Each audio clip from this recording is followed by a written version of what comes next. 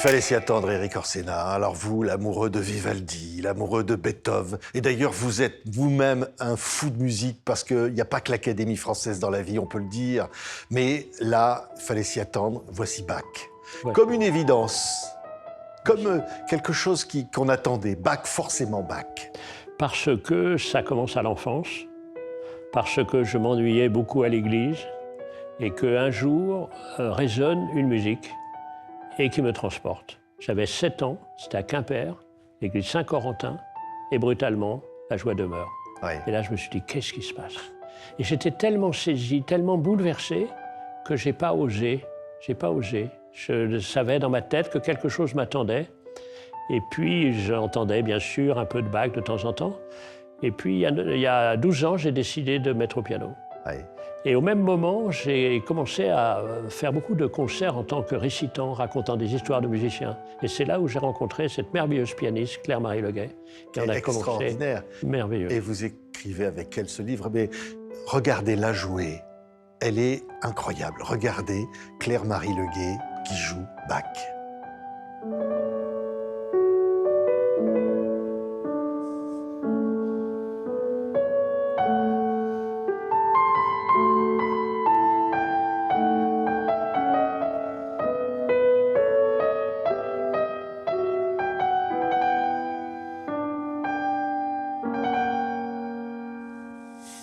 On va la garder à l'image, Claire-Marie Leguet, parce qu'elle est merveilleuse. Et bien sûr que oui. Qu'est-ce qui nous transporte quand on entend ça, Éric?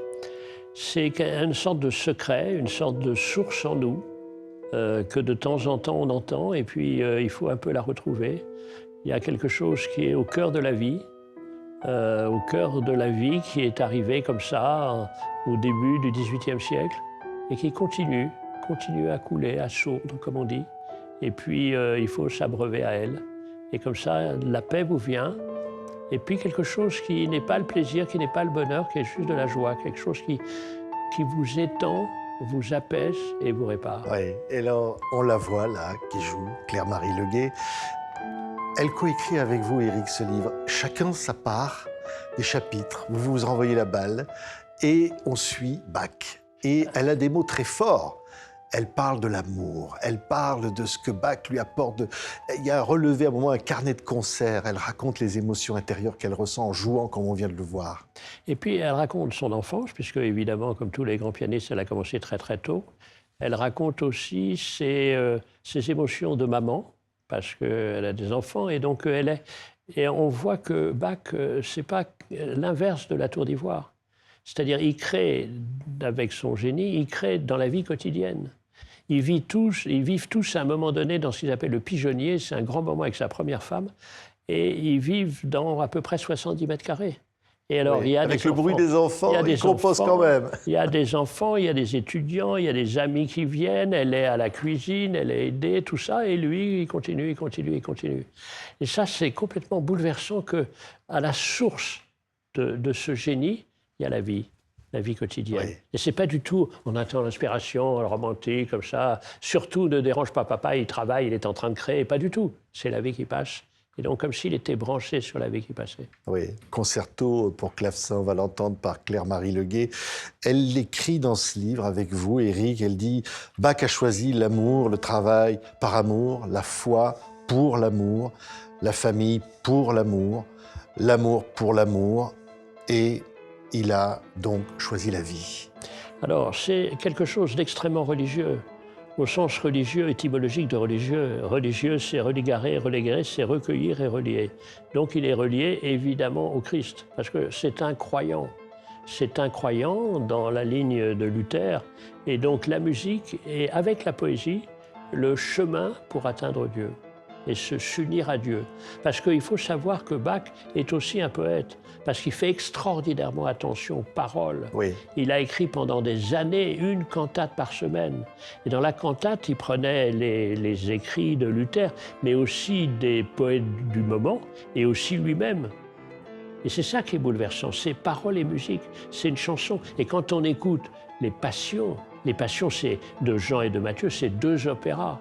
Et on entend ce que ça veut dire, la passion dans les 2 sens du terme.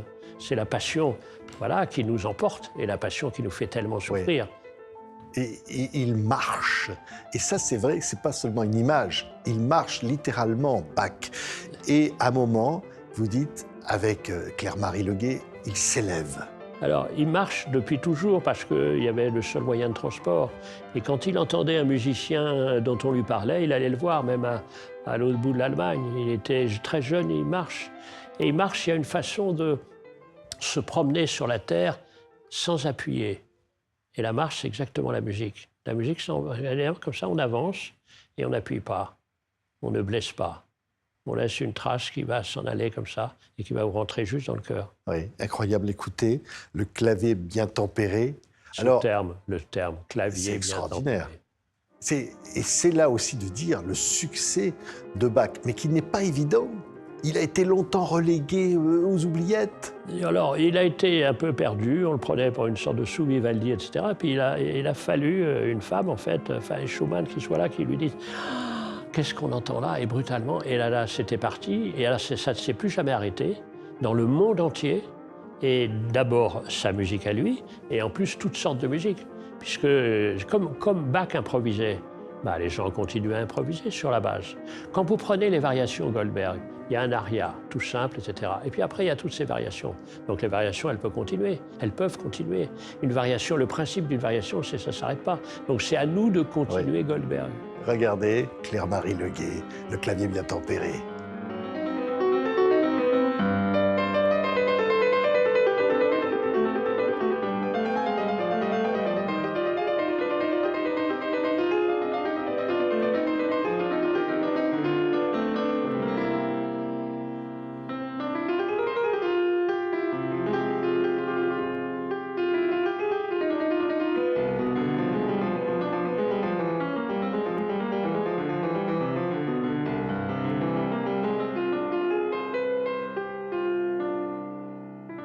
Et les 3 notes qui restent.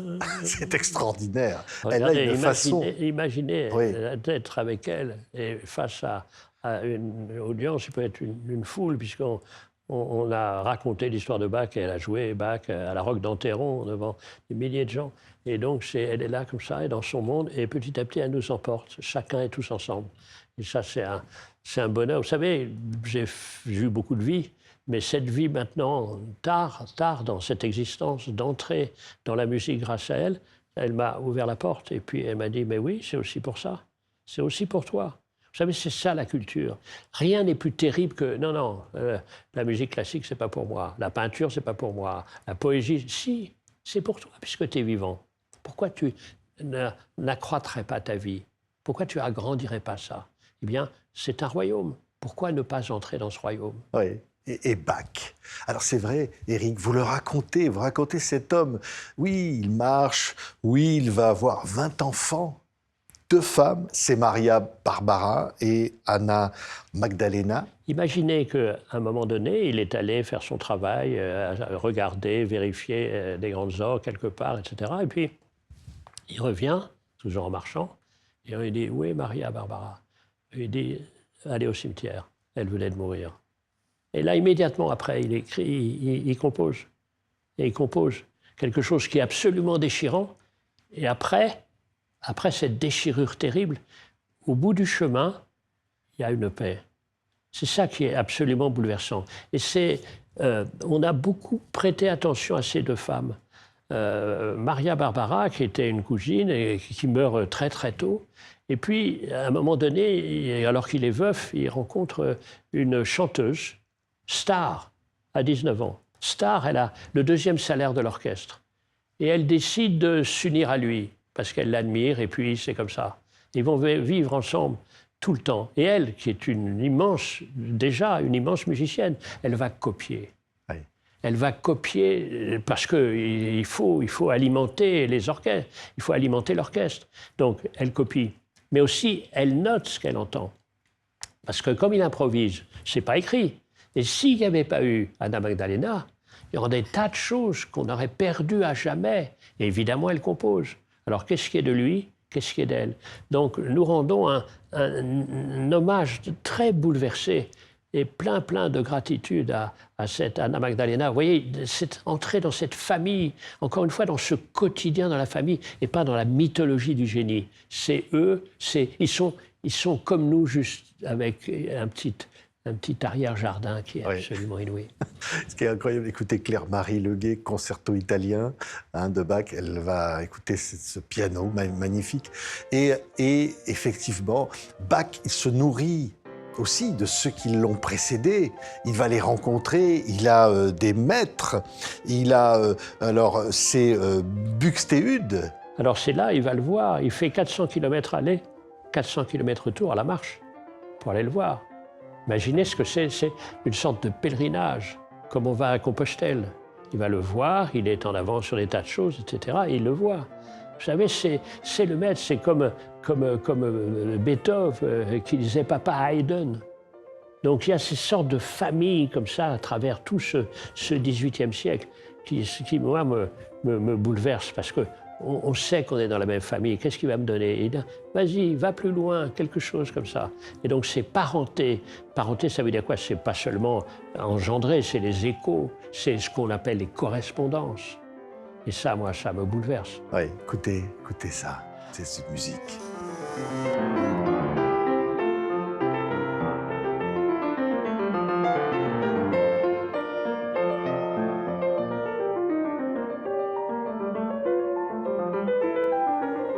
Je veux dire vraiment, Éric, c'est le titre de ce livre, Que la joie demeure. Et aussi vivre avec Bach. Parce qu'au fond, on vit avec cet immense artiste. Oui, c'est impossible de ne pas danser.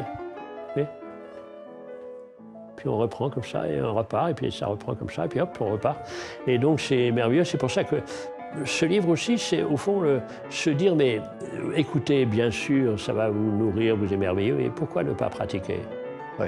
Moi, je redis, j'ai 79 ans, j'ai commencé le piano il y a 12 ans. Je n'avais jamais fait la moindre musique de ma vie. Alors, je suis très mauvais. Mais si vous saviez ce que j'écoute mieux la musique, donc si vous saviez ce qu'elle me donne plus de bonheur, et après vous quitter, je jouerai, pas comme Claire-Marie 4 heures par jour, mais 1 heure tous les jours. Il faut que je joue, autrement j'explose. Oui, ce qui est vrai. J'explose.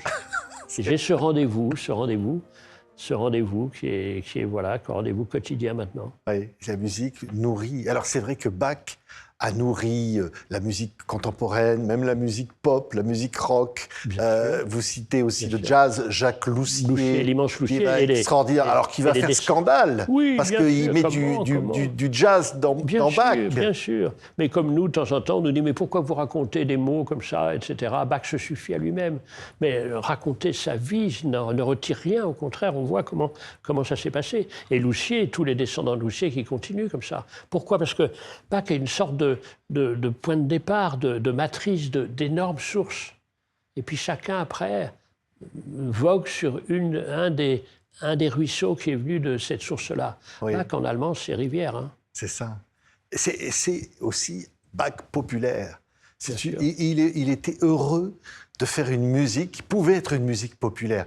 Pas une musique de chambre, non. Même s'il fait les concertos brandebourgeois qui vont être un immense triomphe, mais il y a une modernité, une volonté d'être populaire. Mais pour tous, parce que c'est la volonté religieuse au sens de religion, de lien, comme on l'a dit, c'est la volonté de Luther. Donc il faut que les gens pratiquent beaucoup la musique, écoutent la musique, et pour aller vers Dieu. Alors, on n'est pas forcé de croire en Dieu, mais on constate ce lien incroyable que ça tisse, parce que les gens chantent ensemble. Oui. Vous savez, la pratique de la musique ou de l'écriture, moi je suis dans beaucoup d'ateliers d'écriture, bien, la pratique change, on ne consomme pas. C'est pour ça que la lecture est si importante par rapport à regarder. On voit tous le même film. Quand on lit, on s'invente chacun un film différent. C'est pareil avec la musique. Oui. Quand vous jouez. C'est vrai que je pense à Glenn Gould, magnifique pianiste canadien, qui jouait évidemment, on le sait, des versions d'anthologie de Bach, et qui murmurait en même temps, l'entendait marmonner. Il chantait en même temps. Ouais, mon prof, ça fait partie de son interprétation. Mon prof me dit, on travaille ensemble donc, depuis un petit bout de temps à l'aria des variations Goldberg, il me dit chante, tu n'y arriveras pas, chante. Et donc imaginez que quelqu'un vous dise, à l'âge que j'ai, chante. Mais c'est ce qu'on devrait se dire à tous. C'est l'inverse de la haine, chanter. Oui. C'est l'inverse de la haine. Et qui me disent, tu peux chanter. Vous savez, je participe à une action formidable qui s'appelle Concert de poche. C'est-à-dire qu'ils donnent des concerts à des gens qui n'ont jamais entendu la musique. Pendant 3 minutes, ils sont là et disent, qu'est-ce que je fous là? Et brutalement, mais alors, ce Beethoven, ce Bach, il me parle. Il me parle. Mais oui, il te parle. À toi aussi. Et bien sûr. Pourquoi? Parce que tu es un être humain. Et tous les gens. On va dans des endroits incroyables, des hôpitaux psychiatriques, dans des EHPAD, dans des endroits comme ça, après les immigrés dans le Nord. J'ai des souvenirs bouleversants comme ça. On les emporte et on leur dit, c'est possible et tu y as droit. Oui. Tu y as droit. Et Beethoven était sourd. Et vous dites, Bach est mort avec une infirmité. Il a eu une infection d'un œil qui a été traitée par, comme d'habitude, un chirurgien ambulant. Et puis ça s'est passé à l'autre œil et il est mort aveugle, ce qui est quand même incroyable. Et la même chose, c'est que moi, ce qui m'a frappé avec Beethoven, c'est que quand il se découvre sourd, il pense se suicider. Et c'est à ce moment-là que son talent se change en génie. Parce que les musiciens, ils n'ont pas besoin d'écouter. Et les artistes, ils n'ont pas besoin de voir. Oui. Vous, Éric, qui avez été engagé, vous l'avez dit, dans tout, dans la littérature, dans la défense de la planète, même dans la politique, la francophonie, bien sûr. Au-delà de tout ça, vous dites, dans ce monde agité qu'on voit tous les jours, qu'on assiste, Bach, Beethoven, c'est quoi? C'est une bouée de sauvetage? C'est quelque chose... Et plus que ça, regardez à quel point tous les extrémistes, les radicaux, ils détestent la musique. Il y en a qui brûlent les livres et d'autres qui interdisent la musique et interdisent de chanter, tous. Ça veut dire qu'ils détestent la vie, ils détestent le bonheur, ils détestent ça. C'est la haine en eux. Ça, c'est l'inverse. Ce qu'on a voulu dire dans cette période actuelle, en choisissant cette orientation avec la joie, c'est dire ça. C'est possible. C'est possible, c'est pour nous. Et c'est la bataille de la joie contre la haine. Ouais. Et la lumière, ça s'écoute.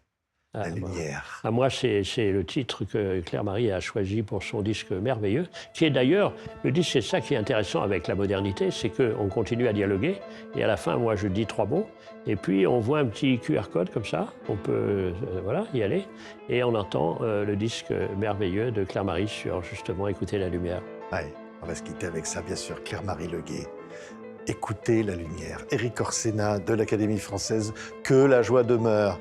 Il faut vivre avec Bach et la vie est plus belle. C'est chez Albin Michel, c'est un livre absolument formidable. Merci beaucoup, Éric, et à bientôt de vous voir diriger l'orchestre. Non. Hein? Allez. Non, raconter 2, 3 choses. Moi, mon métier, c'est « Il était une fois ». Il était une fois. Merci, Éric Orsena.